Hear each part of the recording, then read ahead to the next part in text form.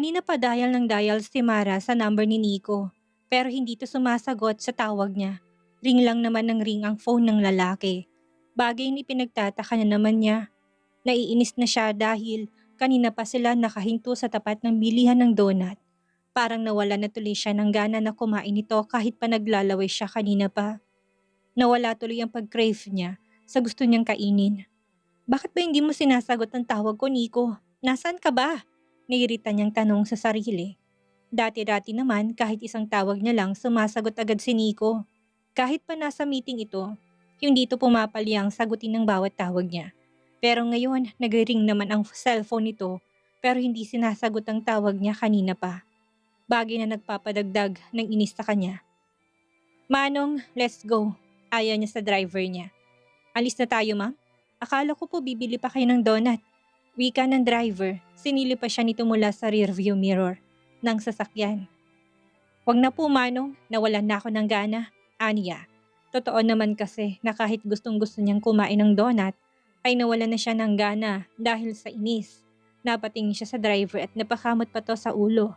Marahil nagtataka ito sa kanya, lalo pa't hindi niya maitagong inis sa mukha niya. Ganun po ba, ma'am? Sige ho, alis na tayo. Sambit nito bago kinabig ang manibela at umalis sa lugar. Good morning, ma'am. Nakangiting bati sa kanya ng guard pagkapasok niya sa building. Good morning. Ganting bati niya at pilit na ngumiti sa gwardya. Ganun din sa ibang empleyado na nakasalubong niya. Yumuyuko pa ang iba kapag nakikita siya dahil kilala na asawa siya ng CEO.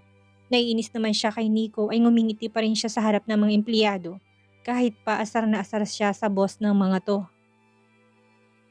Ano kayang ginagawa ng lalaki at hindi man lang sinasagot ang tawag niya? Ginamit ni Mara ang VIP elevator patungo sa floor ng opisina ni Nico. Lumakas ang kabog ng dibdib niya nang humintong elevator sa mismong floor na pakay niya. Para nangang naririnig pa niya ang tibok ng puso niya sa lakas ng kabog nito. Huminga na muna siya ng malalim bago humakbang palabas ng elevator pagkabukas nito. Naglalakad pa siya palapit sa opisina ni Nico para lang matigilan siya sa paghakbang. Walang kisap mata na tinitigan niyang babaeng nakaupo sa office chair sa labas ng opisina ng asawa niya. Ito ang pwesto ni Rico, ang personal assistant ni Nico. Pero bakit ibang nakaupo sa pwesto ng lalaki? At bakit babae pa? Katanungan na abot kamay na niya pero napagdagdag ng kaba na nararamdaman niya. Todo ngiting, hello ma'am, good morning. Bati sa kanya ng babaeng nakapang office attire. Dahil sa sandaling pagtataka, hindi niya napansin na nakalapit na pala siya sa babae at muli itong nagsalita. I'm Letty and I am the CEO's secretary, ma'am. How may I help you? Anito na ipinakilala kaagad ang sarili sa kanya. Hindi pa nga siya nagtatanong dito, inunahan na siya. Hi, si Nico ba nandyan? Diretsyong tanong niya na walang ligoy-ligoy at hindi inaalis ang mga mata sa babae. May I know you, ma'am, kung sino po sila? Hindi ko po kasi basta-basta pwedeng sabihin kung nasaan ang boss ko. Lalo na't hindi ko po kilala at wala pong appointment sa kanya. Magalang pa ring sagot ng babae sa kanya. Inis na pinasadahan niya ito ng tingin mula ulo hanggang paa. Hindi niya maitatanggi sa sarili na magandang babae. Simpleng office attire lang ang suot nito pero makikita mong kaakit-akit tong tignan. Bigla siyang nakaramdam ng kaba at takot sa kanyang dibdib sa hindi niya maipaliwanag. Si Nico nandyan ba sa loob? Kailangan ko siyang puntahan. Ulit niya sa tanong niya kanina sa mahinahong boses. Pinipigilan ang tensyon sa kanyang boses kahit pang toto'y naiinis na siya sobra.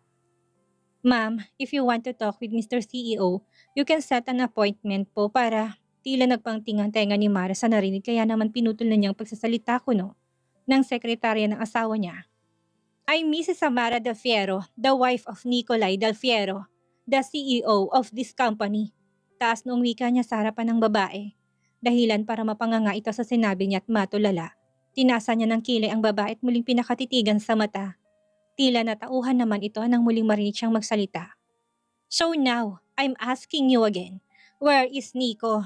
Ulit na tanong ni Mara sa babae na may halong pagkairita.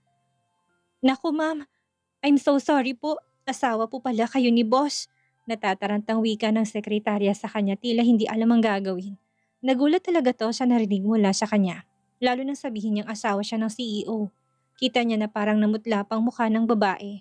Lalo ng pagkataranta at takot sa mukha nito. Ma'am, Ang totoo po, wala si boss dito. Nag-site visit po siya sa bagong project na pinapatayo ng kumpanya. Wika nito na bahagyang nanginginig pa ang boses. Tinignan niya muli ang babae at kita naman niya na mukhang nagsasabi to ng totoo sa kanya. Antayin niyo na lang po si boss sa loob ng office niya, ma'am. Baka po pauwi na rin sila, ma'am. Anito sa kanya. Nagsalubong ang dalawang kilay niya sa narinig. Sila? Yes po, ma'am. Kasama po ni Boss Nico si Sir Adrian Santillan nang umalis sila kanina mula rito sa opisina papunta ng site. Hindi na hinintay pa ni Mara na muling magsalita ang sekretarya at iniwan to sa labas ng pinto at pumasok na siya sa opisina ng asawa niya. Nilibot niyang paningin sa paligid at nakita niya sa desk ang laptop at ang cellphone ni Nico. Lumapit siya rito at dinampot ang phone ng asawa niya. Dito niya nakita ang ilang missed call at messages na pinadala niya kanina. Kaya pala hindi nito sinasagot ang bawat tawag niya. Naiwan pala. Nito ang personal phone sa opisina. Napangiti siya nang mapansin ang picture frame na nakapatong sa desk ni Nico. Family picture nila itong magpamilya kasamang 3 anak nila. Noon kasing wedding picture nila ni Nico nandito pero ngayon buong pamilya na sila. Ang sarap sa mata habang pinagmamasdan niya yun. Akala niya hindi na ito mangyayari pa pero heto at buo na ulit ang pamilya niya. Kinuha niya ito at pinakatitigan. Lahat sila nakangiti at masayang masaya pero hindi siya nakilala na sekretarya ni Nico kanina. Ibig sabihin lang nun, hindi nagagawi ang babae rito sa mismong desk ng asawa niya. Hindi siya nakita. Mabuti naman kung ganon. Mahinang bigkas niya na hindi niya alam ay may taong nakarinig sa sinabi niya. Mabuti naman kung ganon. Ulit nito sa sinabi niya. Boses pa lang ay kilalang kilala na niya pati ang amoy nito na lalaking lalaki at nakaka-inlove. Lalo'y alam na niya kung sino to. Nico? Gulat siya nang makita ang asawa niya na nakasandal sa pinto at malaki ang pagkakangiti habang pinagmamasdan siya. Pero imbis na lapitan ito at yakapin, inirapan niya to, kaya mas lalo tong natawa sa ginawa niya. Umalis siya sa desk at nagtungo sa sofa para umupo. Subalit bago pa man lumapat ang pangupo niya sa sofa, ay pumulupot ng 2 matitigas na braso sa bewang niya. Kung kanina, hinahanap-hanap at gusto niyang makita si Nico. Ngayon naman ay naiirita siya sa pagmumukha nito.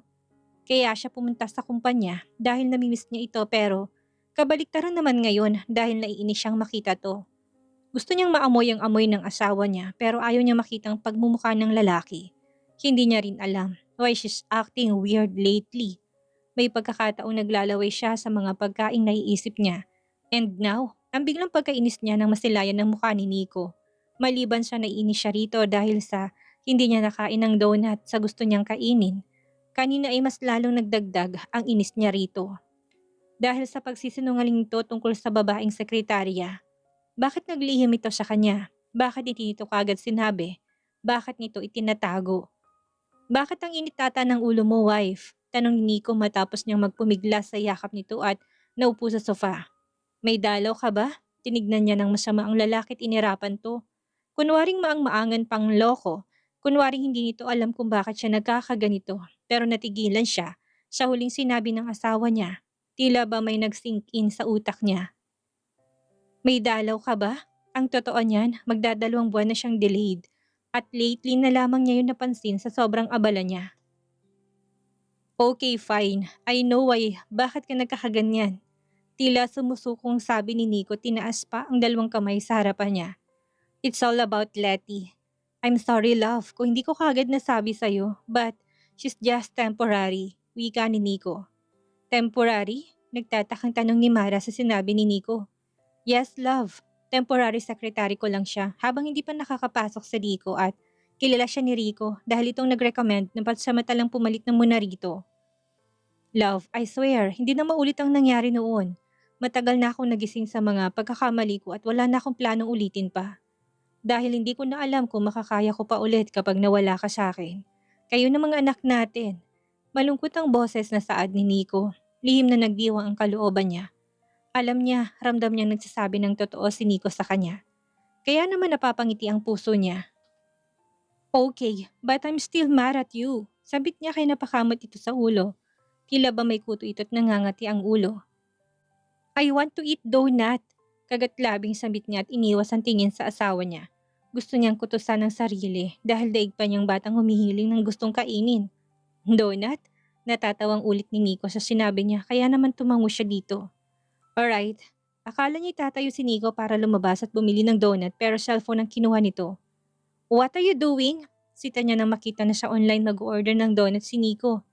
Ordering a donut for you, my lovely wife. Gusto na sana niyang kiligin sa sinabi nito pero nagpigil siya. Ayaw niyang mag-order to online, mas gusto niyang ito mismo bumili sa labas. Hindi ko yung kakainin kapag o-orderin mo online, Nico. Ang gusto ko, ikaw mismong bumili. And within 10 minutes, dapat nakabili ka na ng donut at nakabalik ka na dito. Seryosong wika niya. What? Seriously, love? Hindi makapaniwalang bulalas nito na nagulat sa sinabi niya. Maging siya ay nahiwagaan sa mga salitang lumalabas sa bibig niya. Pero nasabi na niya, hindi na niya pwedeng bawiin pa. Baka sakaling mawalang inis niya rito. Mukha ba akong nagbibiro? Aniya sabay irap ng mata. Kung ayaw mo, wag. Ako na lang ang bibili. Padabog siyang tumayo at kinuhang bag pero pinigilan siya ng asawa niya. Look, love, nagulat lang ako, but it's okay. Ako nang bibili ng donut na gusto mo. Please, don't get mad at me. I love you. Ani ni Ikot kinintalan siya ng halik sa noo at labi saka ito mabilis na lumabas ng opisina. Napapangiti siya na sinunda ng tingin ng mabilis na pag-alis ni Nico. Para kasing sinindihan ng apoy ang puwet nito at mabilis na nawala sa paningin niya. Pawis na pawis si Nico pagdating nito sa opisina. Bitbit sa dalawang kamay ang dalawang box ng kilalang donut. Biglang na-guilty si Mara nang makitang itsura ng asawa niya. Kaya naman napapakagat labi siya. Samantalang hindi naman alintana ni Nico ang pawis na tumutulo sa mukha nito sa pagmamadali na makabalik agad bago matapos ang 10 minutes. Natakot ata to sa sinabi niya kanina kaya siguro lakad-takbong ginawa ng lalaki. Agad niyang sinunggaba ng kain ng donut na binili ng asawa niya. Halos maubos niya ang isang box at 2 piraso na lang ang natira. Samantalang si Nico ay tila hindi makapaniwala na sa sobrang takaw niya sa donut ngayon. Daig pa niyang bata kung kumain na ngayon lang nakatikim ng donut. Habi, gusto ko ulit kumain ng donut with hotdog. Tila batang wika ni Mara sa asawang nagmamaneho ng sasakyan. Pauwi ng mansyon. Mabuti na lang at dahan-dahan ang pagmamaneho ni Nico kaya hindi siya napasubsob ng bigla nitong apakan ng preno ng kotse. Mabuti naman at saktong naka-red light kaya sumaktong paghinto ng asawa niya sa sasakyan. Donut with hotdog? Takang tanong ni Nico sa kanya. Para naman siyang bata na mabilis na tumango sa asawa niya. May paawa effect pa siyang nalalaman at kinurap-kurap ang mga mata niya. Donut with hotdog? Ulit pa nito sa sinabi. Yes, Habi, you heard it right. Ano ya rito? Okay, just wait. At hahanap ako ng mabibilhan ng hotdog. Sagot ni Nico na sinimulang magmaneho muli ng sasakyan. Pero napamura to nang malutong sa ginawa niya. Shit! What are you doing, wifey? Mura ni Nico at mabilis na inihinto ang sasakyan. Dahil sa pagkagulat nang hawakan niyang nakaumbok sa pagitan ng suot nitong slacks. Sa ikalawang pagkakataon, munti ka na naman siyang mapasubsob, mabuti na lang at may suot siyang seatbelt. Pilit niyang sinusupil ang mga ngiti at sinamaan ang tingin ng lalaki. Sorry love, I thought you want a hotdog, but it seems na ibang klaseng hotdog palang gusto mo. Pilyong wika ni Nico at sumilay ang mapaglarong ngiti sa labi nito. Yes, Sabi. Your hot and alive hotdog is all I want. Malanding sambit niya, sabay kagat ng pang-ibabang labi. Okay, let's go home now para makain mo ng hot and alive hotdog ko. Tuwang-tuwang sabi ni Nico. Mukhang excited na excited talaga ito dahil sa kalokohan niya. Ah, love, we haven't reached home yet. Wika ni Nico pero hindi niya yun pinansin. Just drive safely, hubby, and don't mind me here eating your alive hotdog. Piling sagot niya sabay kindat sa asawa. Samantalang si Nico naman ay paulit-ulit na napapamura dahil sa ginagawa niya. Alam niyang dinadaanan na lang ng asawa niya sa mura ang ginagawa nitong pagpipigil sa sarili. Alam naman niyang kung sa bahay lang sila, malamang na hindi ito magtitimpi. Pero kasi nasa gitna sila ng kalsada at wala itong magawa kung hindi hayaan siya. Mabilis niyang kinalasang suot na seatbelt at nagmamadaling lumabas ng sasakyan matapos itong ipark ng asawa niya sa garahe. Hey wifey, wait for me! Dinig niyang sigaw ni Nico, subalit hindi niya pinakinggan ng asawa at dali-dali siyang pumasok sa loob ng mansyon. Tawa pa siya ng tawa dahil sigaw na sigaw si Nico sa pangalan niya. Ngunit Hindi man lang niya ito nilingon. Sigurado nagaganti ito sa kanya at baka magdamag siyang trabahuhin sa kama. Congratulations! You're 4 weeks pregnant. Masayang anunsyo ng doktor kay Mara matapos siya nitong suriin. Ang lakas ng pintig ng puso niya, hindi dahil sa kaba kundi dahil sa labis na saya. Nandito siya ngayon sa isang pribadong ospital para kumpirmahin ang kaninang pregnancy test na isinigawa niya sa bahay kagabi matapos tong mag-positive. Dumaan na muna siya dito sa OB-GYN ngayong araw matapos niya magaling sa school ng mga bata. May meeting kasi ang mga to sa school at sasamahan sana siya. Kanina ni Nico pero nagpresenta siyang huwag na dahil may meeting ito ng maaga sa kumpanya. Isa sa plano talaga niyang kumpirmahin itong hinala niya bago sabihin sa asawa ang magandang balita. At buti na lang na talaga hindi na nagpumilit pa na sumama sa kanya si Nico.